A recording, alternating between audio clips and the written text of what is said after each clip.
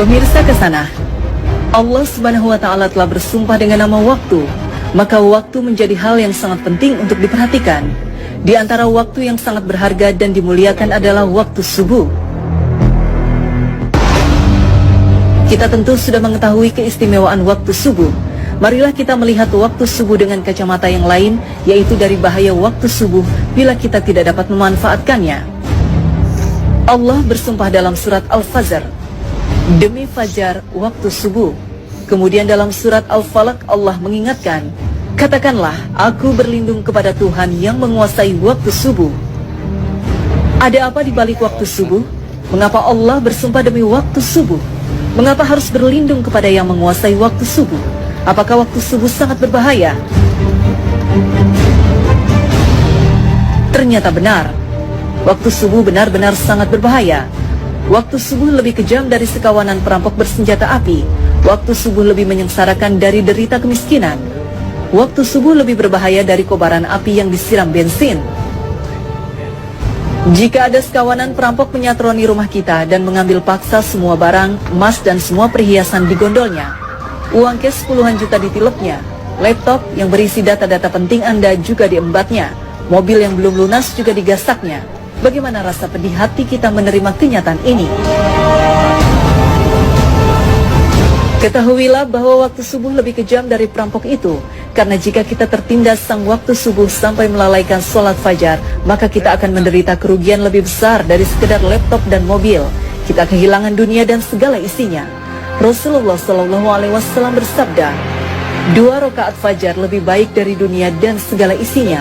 Hadis riwayat Muslim.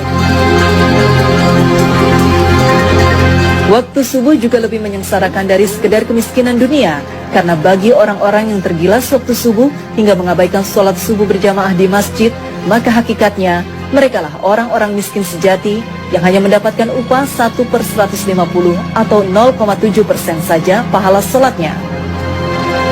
Dan barang siapa yang sholat subuh berjamaah, maka ia bagaikan sholat semalam suntuk. Hadis riwayat Muslim.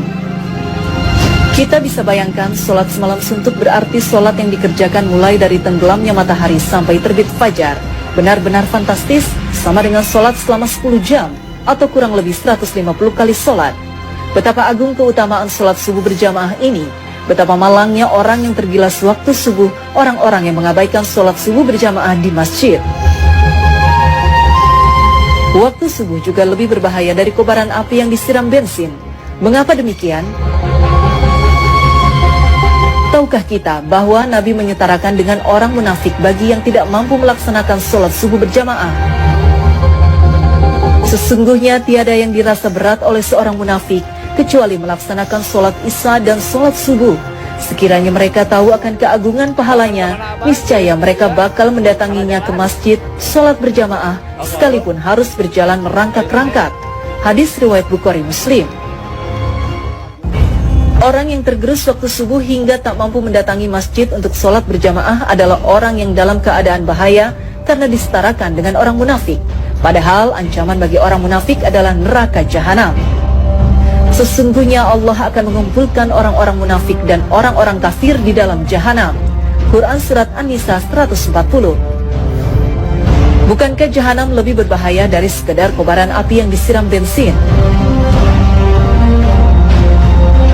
Nah, agar tidak merasakan tindasan waktu subuh yang lebih kejam dari perampokan, agar tidak terkena gilasan waktu subuh yang lebih menyengsarakan dari derita kemiskinan, dan agar tidak tertelan gerusan waktu subuh yang lebih berbahaya dari kobaran api, maka Allah berfirman, katakanlah, aku berlindung kepada Tuhan yang menguasai waktu subuh.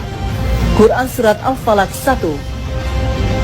Yaitu dengan memanfaatkan waktu subuh sebaik-baiknya, maka lakukan sholat sunnah dan sholat berjamaah di masjid.